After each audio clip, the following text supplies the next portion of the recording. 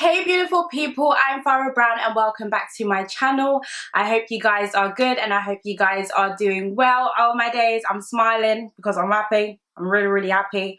I received a shady email which actually encouraged and inspired me to do this video because I feel like this video is so timely. And honestly, if you watched my last video, you will know that I tried to attempt to record a video before, and actually this is the video today. Am I speaking English? This is the video. This is the video that I wanted to record last, okay? Farah, speak English. It's not that hard.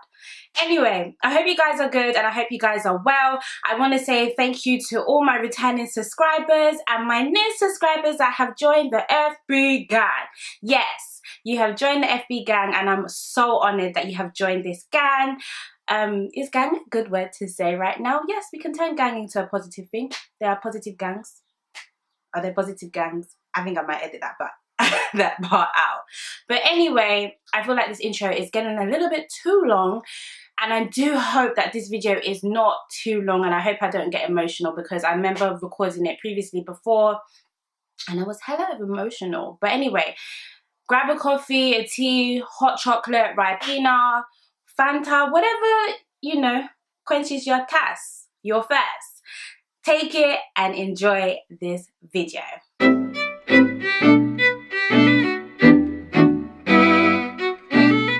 As you can see from the title, it is a little bit of a touchy video. Like I said before as well, I previously tried to record this video, but I was hella emotional, and I'm hoping that I won't get emotional in this video. But what prompted me, like I said before, I keep saying like I said before, was the fact that I did receive an email. And would I say that the email was shady? I would say the email is shady, but you know what? You can always change a shady moment into a positive one. And like I said, I do feel like this email is I do feel like this video is very timely. I feel like it will help a lot of people. And what I will say is that I hope that you guys can take something from this, take a positive message from this. Don't feel sorry for me, but use my experience as motivation. Use it. That's what I want to say. Just use my experience and know that everything will be okay. So yes, my lovely people, just to give you a little bit of context, right? So the email, and I'm going to just say the very nice part of the email, or try and summarize the email, but I'm going to pick out the nice part, right? The nice part of the email was like, my friend recommended me to you. She told me that your sister got married before you and that you was really down, blah blah blah, and all of this stuff, which is not true. Well, a little bit true, but not really true. And that, you know, she just said that, you know, you look good right now and everything like that. How did you overcome that? And that, was I ashamed of the fact that my younger sister got married before me? And guys, listen, let me tell you something. From that part of the email, that's the only nice part I could find out from the email. So I did think it was a bit of a shady email. I do think maybe the person knows me or whatever, but it is what it is. Yes, my younger sister did get married before me, and shocker alert, I have other siblings that have got married before me also. Yes. So listen, this is my truth, and I just really appreciate this person sending this email to me because I do believe, like I said before, this message will encourage other people, and it's also encouraging me to make me understand the faithfulness of God. Okay, so a background story about me, just in a nutshell. I come from a blended family. I have a big family. From the top of my head, I have 7 siblings, okay? And then me, which makes 8, okay? And how would I explain this? How do I explain this to you guys without telling my business and making more sense to you? Okay, I would say there are 5 of us out of the 8 at the time that were of marriageable age, okay? And in that 5, I was included in that 5. 2016, a year that we can never forget. It was a lovely, beautiful, gorgeous year for my family, and it's always been a gorgeous year. The way I see it is, every day that we see another day is a gorgeous day. Do you understand what I'm saying? That means that God has given us hope for tomorrow, hope for that day that he's allowed us to be on this earth. But honestly, 2016 was a memorable year for my family. You know why? Because out of the 5 older siblings that are of marriageable age, like I said before, out of the 5 of us, 4 of them got married, excluding me. So yes, do not feel sorry for me. I'm okay. I'm very much okay. But 4 of them got married, and I couldn't be more happier for them. Did I feel away? Hell yes, I did feel away. You know, when everyone started getting engaged, I was like, oh wow, like this is good, this is nice, like, you know, God is working in the atmosphere, God is doing something. Do you understand what I'm saying?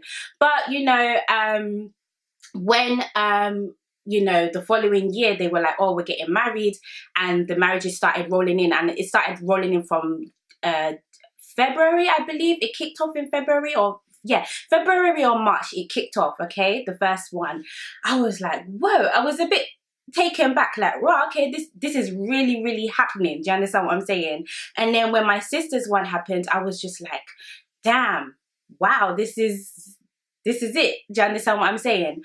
And yeah, it was an amazing year. That's how I could put it. It was an amazing year. But let's be real and let me be honest with you.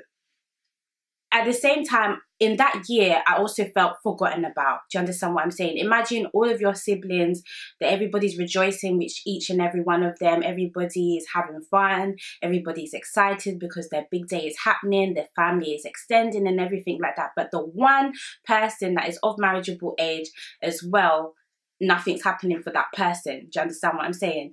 In that moment, I did feel alone. In that moment, I did feel upset. In that moment, I felt angry. I felt angry and I felt upset because I felt like God had forgotten me. Do you understand what I'm saying? In my head, I was thinking, God, how could you make it possible for all of the older siblings to get married within the same year and forget about me? You understand what I'm saying? And I think what made it even more worse for me was, in that year, you know, I was with somebody that was for a very long time, for on and off for a very long time. And within that year, you know, we just decided to get serious. And I think, you know, all the marriages and stuff like that, it added pressure to it as well. And I was thinking, okay, this is the person I want to spend the rest of my life with, blah, blah, blah. But for some reason, you know, I was praying about it, and he also prayed. And I thank God for his life as well, because I do believe God is working in his life, and he's a dreamer as well. And we both saw that, you know what, this is not what God wants for us. I remember vividly writing in my journal where God said, why would you want to enter into something that will later on cause you pain? So you could imagine the excitement that I was feeling for my family, but the pain that I was feeling, that knowing that this person that I've practically spent a lot of my years with is not the person, now God is telling me is not the person for me. It was so heartbreaking. It was such an emotional year for me. And I'm going to be honest with you, I'm going to be so open with you, and I just want you guys to kind of just be respectful of what I'm about to say. And don't judge me. Do you understand what I'm saying? I'm just sharing my truth, because you know what? I'm not gonna lie to you. There are some people that are going through this. There are some people that are finding it hard. Do you understand what I'm saying? Like I did. But there is light under the tunnel, okay? My brother-in-law told me that he wanted to get married to my sister, and I was extremely happy and excited for her. You know, it was just an exciting time because I've seen their relationship grown, and it's such a beautiful one as well. And then fast forward a couple months later, he proposed to her. Now that day, one of my aunties in church also gave birth that day, and my sister called me and she was like, she's engaged. And I did feel away because I was just like, oh my God, what about me, God? Do you understand what I'm saying? And I actually didn't come home that day. I actually stayed in the auntie's house. I know, which is really bad.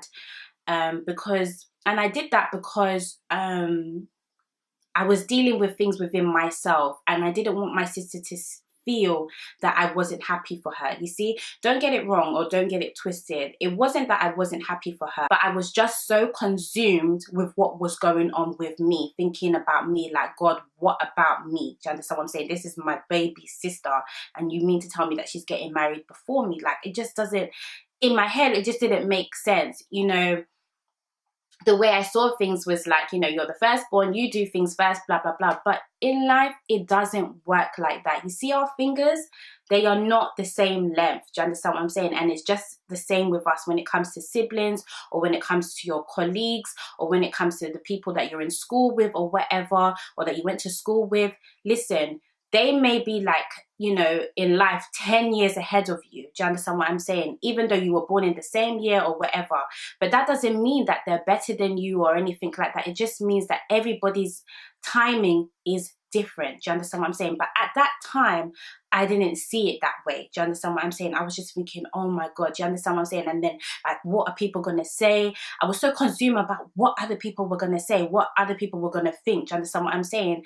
And, you know, rightly so, that did happen. People were like, what's going on, blah, blah, blah. Or they will say, oh, don't worry, your time will come, it is well, blah, blah, blah, this, that, that, we're praying for you, God will do it, blah, blah, blah. It was a lot. Do you understand what I'm saying? And, you know, thank God for my sister, because, you know, she felt that. You understand what I'm saying? I just love my sister. And my sister was like, come, speak to me. Actually, before that, my mum, God bless my mum, you know, because I don't know how she did it at the time.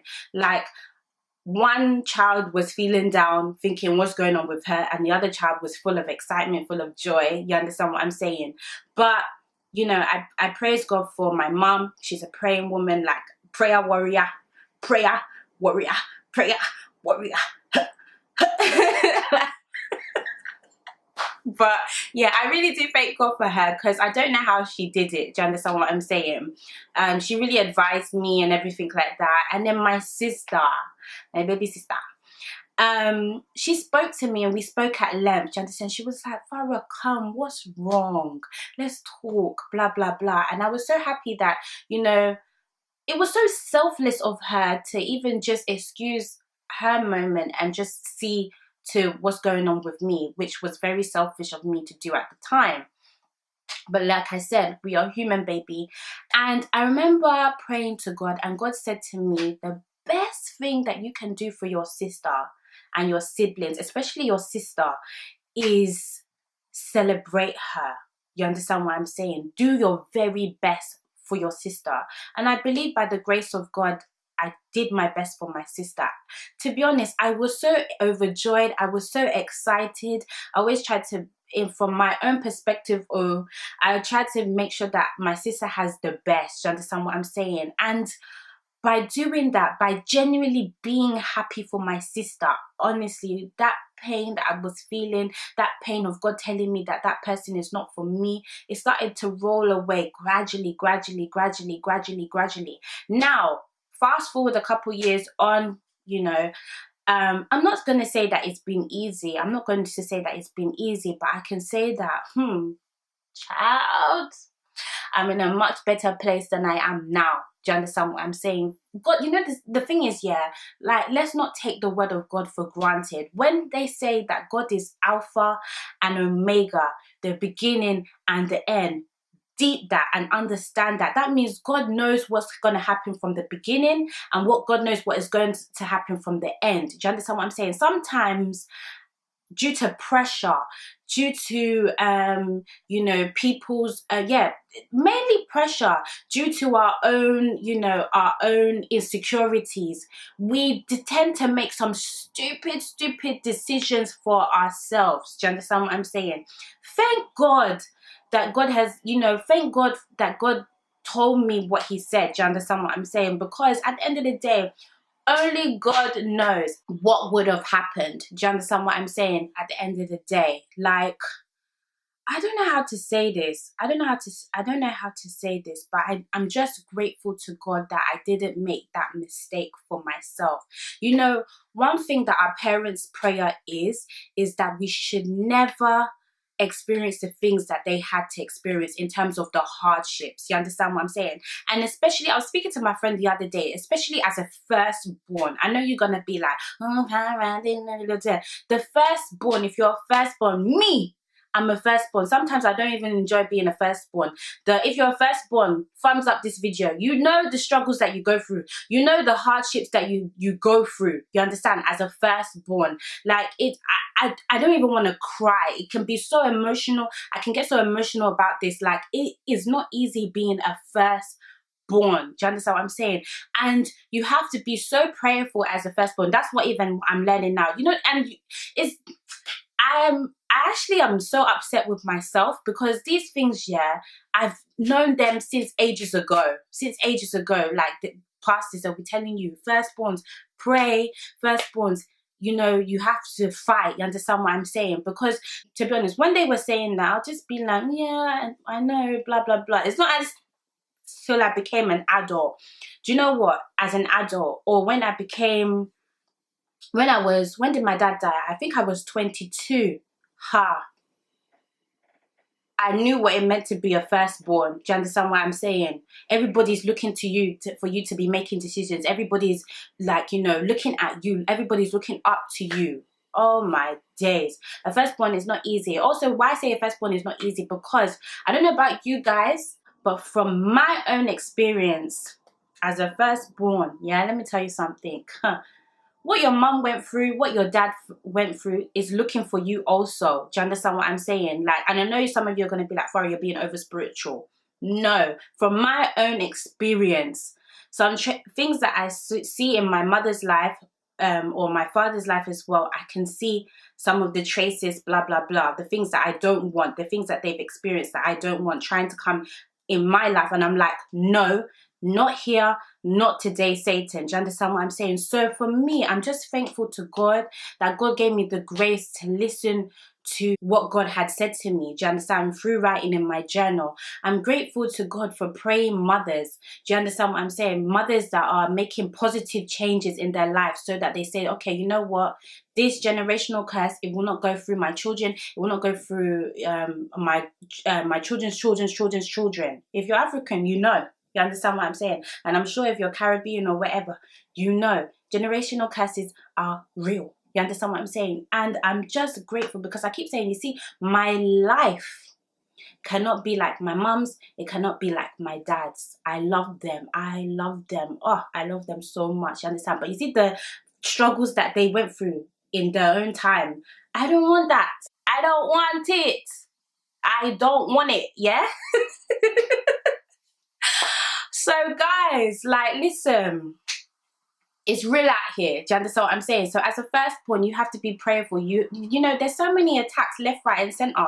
You understand what I'm saying? You have to be so prayerful. And in my big 28 year now, I'm like, hey, Fara, you're not as close to God as you think you are. You need to pray.